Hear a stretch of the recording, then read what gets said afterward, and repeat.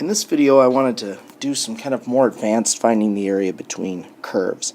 So to begin with, we're going to find the area bounded by the square root of x, the function x minus 2, and the vertical line x equals 0. So essentially, we're looking to do all of this area in here. Okay. Now, it seems like this is going to require some work, like you're going to have to break this into parts. In fact, you're not. The top function is square root of x. The bottom function is x minus 2. We'd simply integrate this from 0 to 4, and we're done. That's really it. It's just that easy. Now let me just explain why this is so easy and so nice with kind of going back to rectangles. Okay, remember when we first started finding areas, we did rectangles. So let me just kind of shade this in, pretend we got a little rectangle here. And then I've got another kind of corresponding rectangle down here. Okay. Now, this red rectangle is positive. It's a positive area. This bottom rectangle is negative because it's below the axis. If I take a positive and subtract a negative, that's the same as adding. You know, a positive or subtracting a negative is adding. Well, if I subtract a negative and then that actually makes it adding, then what I've done is just added the two rectangles together to get the total rectangle, which is what I want. That's what I want, that total area. So this is it. It's just the top function minus the bottom function, regardless of whether parts of the graph are below or above the axis. It's just that easy. The beauty of fundamental theorem, okay, is that it's just the top function minus the bottom. Okay, so what if I did add a wrinkle to this and I said I still want the same type of thing, but they're the same functions, but this time I only want the first quadrant. Okay, so now I'm just looking at this part in here. Okay. Well, we got a couple of ways we could handle this. You know, we could say, well, geez, it's the square root. You know, here, from 0 to 2, it's just the square root of x. Over here, from 2 to 4, it's the square root of x minus 2. I could find those two and add them together. Okay, that would be one nice kind of way of doing this. The issue is, of course, you have to use two integrals, and that's not always preferable. Now let me just explain once real quick why we needed to. So in the previous example, we just did the top function minus the bottom because the square root function was always on top and the linear function x minus 2 was always on the bottom. But in this case, from 0 to 2, the square root function's on top, but the bottom function is just y equals 0. It's just the axis. And of course, you know, we could have put that up here. We could have said it's the square root of x minus 0, but that's still square root of x. But then at 2, it changes. And while the square root function is still the top function, the linear function x minus 2 is the bottom function. Whenever we have a change in what function bounds our area, we need a new integral. Okay? So make sure you see that the square root of x will give us the area from 0 to 2, but from 2 to 4, then we need to have a square root of x minus the function x minus 2. Now, there is another way to do this,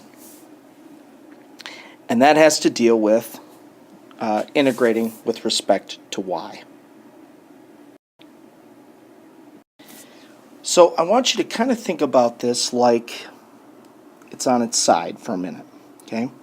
So kind of pretend it's on its side, and I hope you see now that if I kind of look at it this way, the line is always the top function, and the square root function is always the bottom function. Okay? This time we didn't have a change in what functions bound our area. But of course it's not on its side. It looks like this. But that doesn't change the fact that if I were to integrate instead of with respect to x, but with respect to y, I would have one function be the top function. So now, we used to always draw our kind of rectangles like this. We'd say, oh, there's a rectangle. Well, now I'm going to draw it with respect to y. I'm going to say my rectangle looks like this. Okay? So we got a bunch of things we need to change. First and foremost, we need to recognize that if we're going to integrate with y, we should do dy. Then we need to say, well, if we're integrating with y, then we don't use the x-axis to set our bounds, we use the y-axis. 0 and positive 2 are the y values that encompass our area. And then we need to rewrite our equations. Okay? This equation was y equals the square root of x. I need to make it an x equals equation. The reason is, I've really stated here that y is my variable, so I need the functions to be in terms of y. So this other one, it was y equals x minus 2. So I'd rewrite it as x equals y plus 2. Okay. So my integral, we said when we turned in our side that the line was on top, so we'd have y plus 2 minus y squared. And that's it. That would do it in one integral. And again, if you think about it, kind of looking at it sideways, it's because the linear function is always the top function and the square root function's the bottom when I reference the y-axis.